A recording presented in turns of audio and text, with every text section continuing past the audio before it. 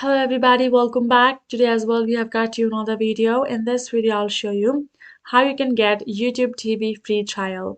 But before that, please do make sure to like our video, subscribe our channel, and yes, without any further delay, let's get into it. So for that, open up your browser, type in YouTube TV respectfully, and tap on the official website in the search option.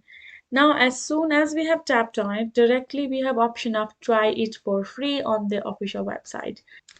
Issue now for more, we can tap on this option of try it free. As soon as we tap on it, it will ask us for us to create an account.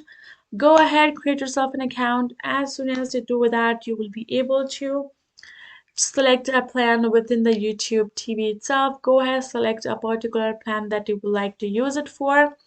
Once you've selected and bought that plan, you will be able to try it for free for the next month, and if you like it, then you can confirm the payment and the payment will be cut off.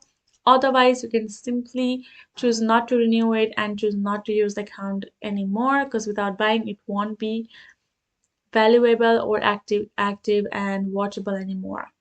That's basically it. Hope this video helped. Thank you so much for watching. I'll see you guys in our next video.